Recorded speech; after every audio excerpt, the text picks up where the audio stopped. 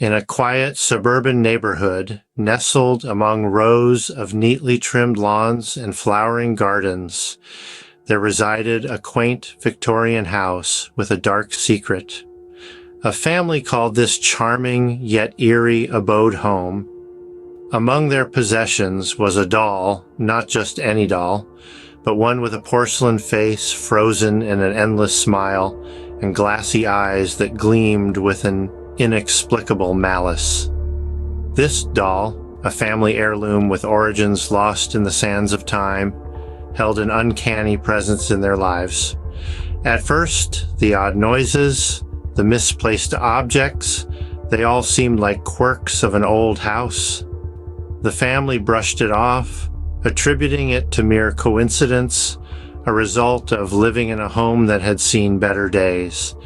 Yet as the days turned into weeks, these occurrences grew in frequency and intensity. The strange became stranger, the inexplicable became ominous. The family couldn't shake off the feeling that something more sinister was at play. The doll, with its chilling smile and watchful eyes, seemed to be at the heart of it all. But as the disturbances grew more frequent and more sinister, they began to suspect that something far more malevolent was at play. It was young Emily, the youngest member of the family, who first sensed the doll's dark presence. From the moment this seemingly innocent plaything crossed the threshold of their home, an unexplainable dread washed over her. She felt observed, stalked almost by its glassy, lifeless eyes. She was certain it held a secret wrapped in the shroud of malevolence. As days turned into weeks, Emily's fears were not just confirmed, but amplified. The doll was not just an object. It was an entity, a presence that moved with a will of its own. It was as if it had a life of its own, eerily shifting from room to room, its eyes following each family member with an intensity that was unnerving. But that wasn't all. Objects would disappear, only to reappear in the most unexpected places, and whispers, bone-chilling whispers, echoed through the house when the world was asleep and it was the darkest hour of the night. But the doll's curse didn't stop there. It wasn't content with merely unsettling the family. It had a target, a focus: Emily.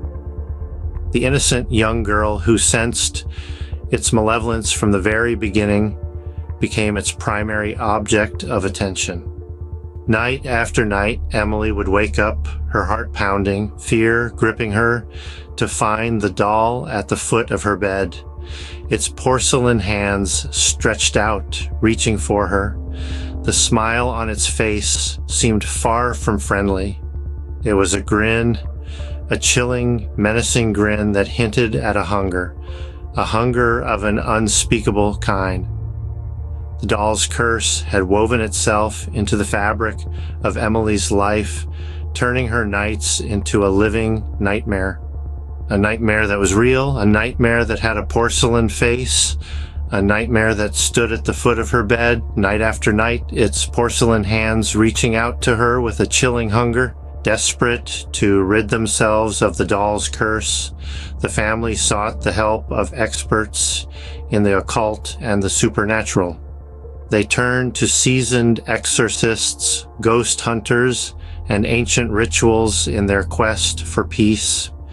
Each time, they hoped that this attempt would be the one to break the doll's hold over their lives. They watched as the exorcists performed their rites, their voices rising and falling in the rhythmic chant of ancient incantations. The house would fill with the scent of smoldering sage, and the air would crackle with tension as they tried to drive the malevolent spirit from the doll. The rituals were intense, filled with an eerie sense of anticipation.